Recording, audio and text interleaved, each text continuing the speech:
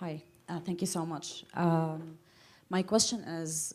Name and affiliation, please. My name is Mace. I work with Syria Relief and Development. It's a Syrian diaspora organization that we provide relief also inside Syria.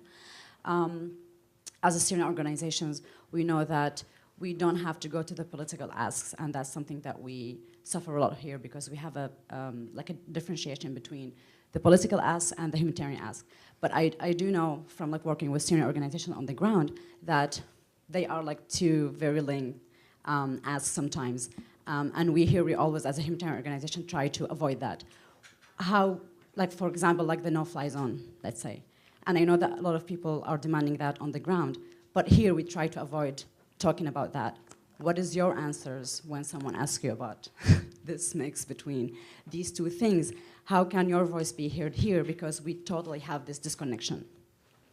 Yeah, in other words, probably, do you consider civilian protection humanitarian or political? Yeah. Thank you, Brahim. Exactly. Sure.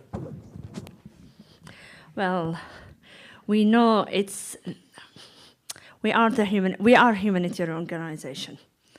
And however, we also know Syria's crisis is a very political crisis that has a lot of actors involved.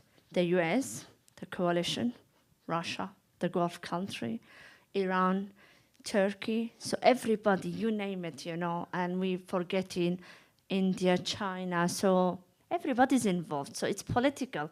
And the need is to, as Dr. Mohammed said, everybody comes, including the State Department, to say, oh, the international community. If Kerry says international community, who we are talking about?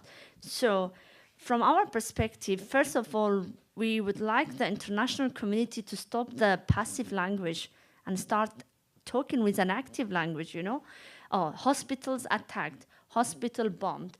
Well, let's ask ourselves, who has access to the air forces when we are saying hospital bombed by airplane, So it's very specific, we can make our guess. It's going to be either the Syrian regime or the coalition, so which represent a big percentage of the international community, or the Russians. So there is 3 active numbers, so we do our pick, to blame who we want to blame. So if we don't change the language, this is an ask from us as NGOs to start name who is responsible for what and the biggest damage in the country. So, and also the INGOs, although we work on humanitarian work, we need our allies to take that message who have the links with the different governments to say we need an end.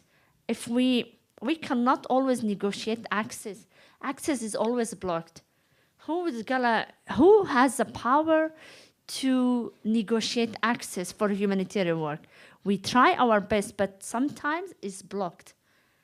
And quite a few times it's blocked. And at that end, we need government to negotiate on ourselves, because each government is supporting one group inside Syria. So this will have the influence. So maybe we don't go directly. I don't mean that we go and speak to them, but we will try to talk to those who are responsible for access, who can negotiate access. Sometimes that's just an example. So we cannot differentiate. We try to stay focused on our work. However, we get affected a lot by the politics and the complexity of the politics. So, and these two things cannot be separated. We try to focus on providing the services for all the vulnerable people who turn up to our hospitals, to our clinics, who are in need, wherever they're coming from.